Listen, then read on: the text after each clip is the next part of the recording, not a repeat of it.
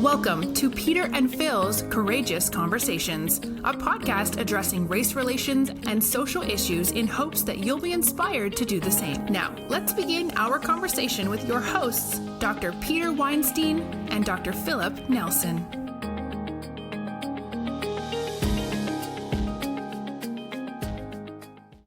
Welcome to Courageous Conversations. I'm Dr. Peter Weinstein. I'm here with my good friend, colleague, and co-host, and your name is? Hi, I'm Dr. Phil Nelson, and welcome to Courageous Conversations. I don't know why Peter always starts it, but that's because he has the button that records. I have the record button. I also have the mute button. Thank you to Nicole for your support in helping us to sound good.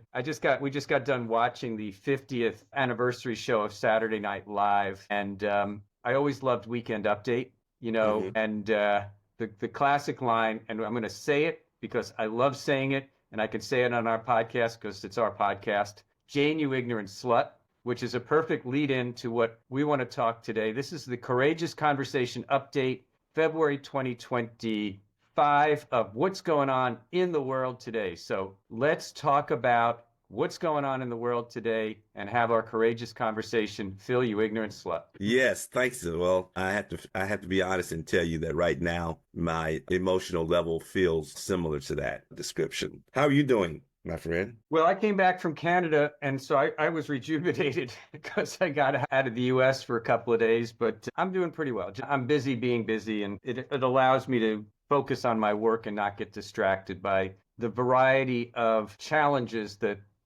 the United States is creating and or dealing with on a national and international level. Yeah, I know what you mean.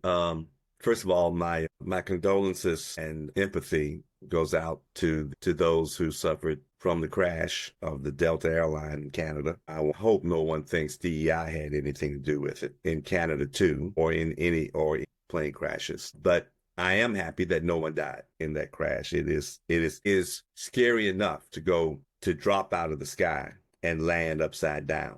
But that's a good analogy of how we feel about this country right now. Dropping out of the sky and landing upside down. We're slowly dropping out of the sky. I am concerned. I am seriously concerned about the lack of loyalty to our promises to the world, to our citizens, under the guise of fiscal constraint. I am seriously concerned of the tactics that are being used to threaten livelihoods of citizens who have devoted their lives to our government. I am seriously concerned about the president's use of executive orders to avoid the normal governmental processes and undermine the checks and balances that have been designed in our Constitution. I am also concerned about our debt, but to criticize the president doesn't mean that I am not concerned about the debt that the country has, of which he contributed a third of it in his previous administration. And so I do not believe that normal American citizens, who his minions describe as unelected bureaucrats, should suffer for choices that he and other presidents and Congress made in the past. I am concerned that he can decide what is or isn't legal, despite the laws that are passed by Congress. It bothers me when he says DEI is illegal, therefore the federal government cannot celebrate Martin Luther King Day anymore. It is the assertions he makes without evidence and the time he buys by forcing challenges through court, and the money he's wasting in anybody who has to use my tax dollars to challenge his willfulness. I am concerned about his ability to insult our allies and his isolationist tactics to carve out anybody who doesn't agree with him on the world stage to make himself look better. I am concerned that he has adopted a platform that appears to be based on carving out NATO and negotiating directly with Russia about Ukraine's future. I am concerned about the bright future he thinks he is creating based on false history. A false history is the basis for a false future. And I am concerned for my children and my grandchildren. I am disappointed in the volume of dissent coming from the American people about the anti-democratic process that he is taking, that their rhetoric under the guise of fiscal constraint and their concerns about decisions made by unelected bureaucrats is countered with actions that depend on unelected bureaucrats like Elon Musk. And we're supposed to trust a crook like our president to keep him on the straight and narrow. The only straight and narrow that he's keeping him on is fealty to Trump.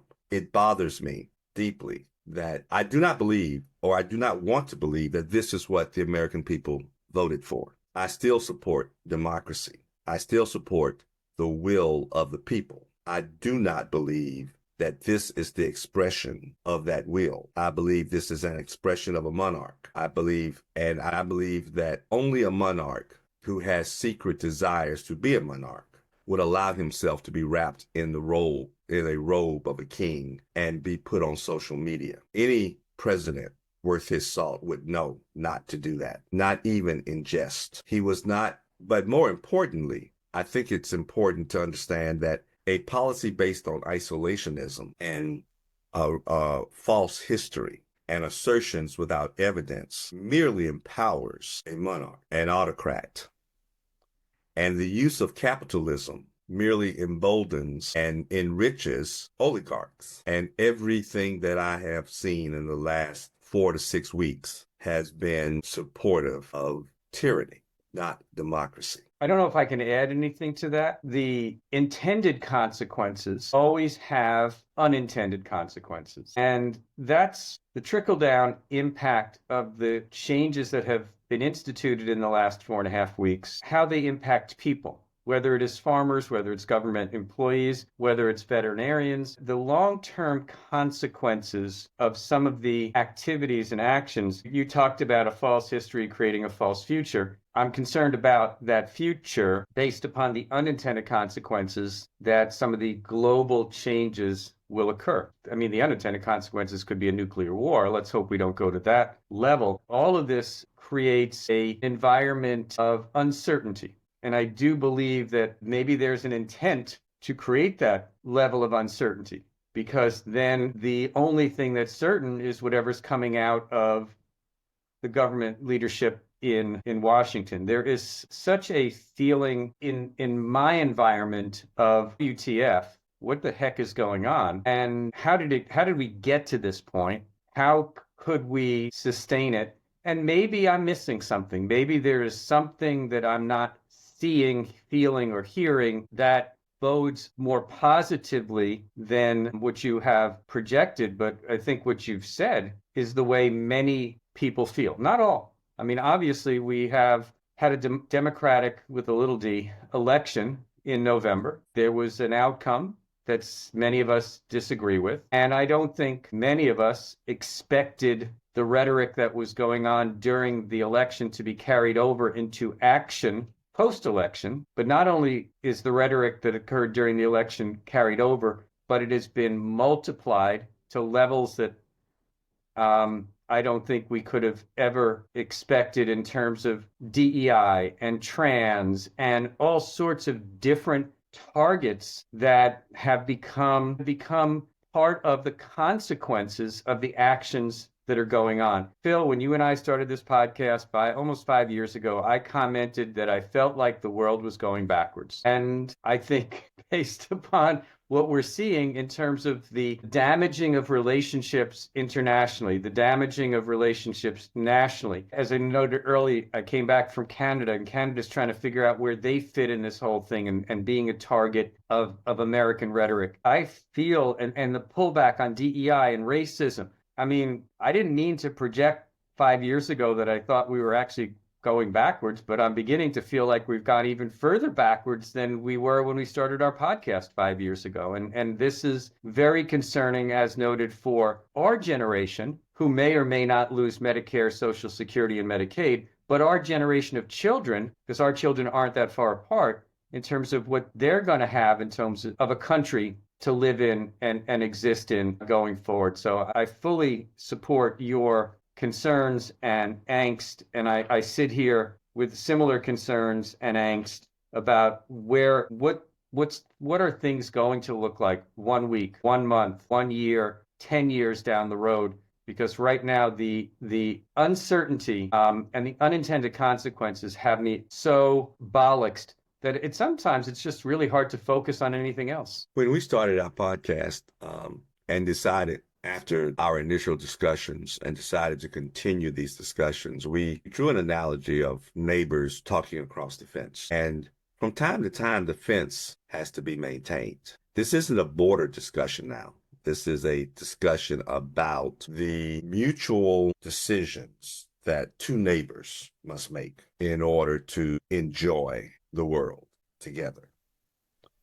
But you don't maintain a painted fence when you sell your house and a new neighbor comes in and the first thing they do is attempt to tax you every time your ball crosses the fence. Your child throws a ball across the fence, or every time your dog gets out and runs into your yard, or you don't have that type of control. You cannot, DEI was not developed by any one person. It was a national movement. And the president cannot by fiat decide it is now illegal. Therefore, this is what we will now do. Legality is determined by Congress. The president does not decide whether or not he's going to spend funds that has been appropriated by Congress. He has an opinion, and he has an opportunity to express that opinion by either signing or vetoing any law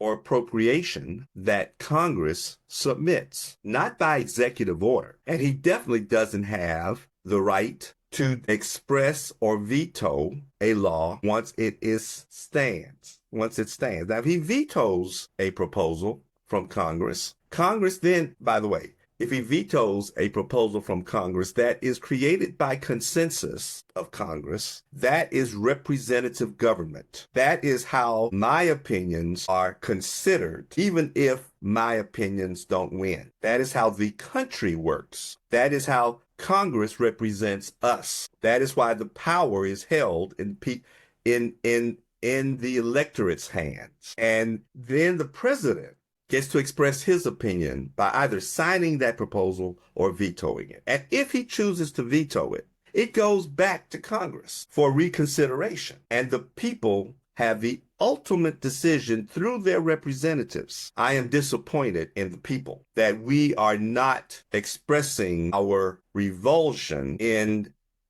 this abrogated process, that we have simply sat and allowed our representatives, regardless of what party they're in, to yield their power, yield their rights. I want to believe, I accept the choice of the people. He won the election. I believe it was fair and square, just as I believe Biden won fair and square. But we elected a president, not a king. And we elected a president of the United States, not king of the world. And I have problems with his expansive authority that he is assuming for both the country and the world. We did not gain the informal role of leader of the world by vote. It was by power. And democracy is the best chance of wielding that power appropriately. But we do not allow, the president cannot take us to war against Panama without Congress's support. Bill, what we're talking about is actually something that we've talked about for 5 years, and maybe we need to have a national discussion on civics and how the three bodies in Washington actually work. Maybe we should, but civics is for our children and our grandchildren. Right now, I don't believe that our electorate doesn't know this. I believe our electorate has chosen to ignore it for petty reasons. We have been so polarized on micro issues that we actually have yielded our concern about world issues to the president and to departments. And we have become so insular in our own lives The other concern I have is the subtle undermining of the entire democratic process through psychology. The fact is, first of all, under the guise of fiscal constraint, the president has immorally and illegally held up congressional decisions, congressional appropriations, and valid contracts between the government and its citizens in various departments as he applies attention to each department. And we have citizens whose jobs are randomly threatened, whose livelihoods are randomly threatened, whether they voted for him or not. And I believe that there is a psychological intent here to first show the power he believes he has. Well, I have a friend. Go ahead. Sorry. I'm sorry. I said, go ahead. Sorry. I have a friend who happens to work for a nonprofit promoting electrical vehicles, and they received a grant that was supposed to be delivered January 1st, and he's held it up. Now, everybody in this nonprofit is worried not just for their jobs, but for the purpose of the nonprofit. I suspect that eventually, after this false space of analysis, he will end up living up to the contract that the government has signed. But in the process, he will have established his authority. It will be an implicit threat. And any renewal of this grant will probably be dependent on whether or not members of this organization is critical of anything the Trump administration might do, whether it has to do with EVs or not, because this is the only way we can get a loyalty agreement, since they don't necessarily work directly for the government. And so if it makes you think for a microsecond whether you should say something about your civic position, that's thought control. That's intimidation of your freedom of expression. But more importantly, if the money comes through, you might actually feel grateful that you got it. And you might actually thank him for getting it. This is similar to what he did in contrasting his role in responding to North Carolina's floods and Biden's role, and then enforcing conditions on any federal aid to California. Well, you've hit on a very good point in terms of, again, this impact on a trickle-down basis and the unintended consequences in all sorts of different levels, whether it's the non-for-profit that you just mentioned or the non-for-profit you and I talked about earlier that had a grant declined because it had DEI in its title, or how people are handled during natural disasters. So I think what I want to do is take a quick break on this conversation on the global issue and pivot it to some of these unintended consequences as part two of this conversation of Weekend Update, You Ignorant Slut. We'll continue in just a moment, but I do think that you presented a great overview of where we are. Let's take a break and then come back and talk about what we think might happen on some of the things that we're much more closer to on a day-to-day basis. So thank you, Phil, and thank you to our listeners, and thank you to Nicole for this highly emotional, courageous conversation. And I just want to add that anything that I might say in response to Peter's salutation, akin to Jane Curtin response, can't be said on this broadcast.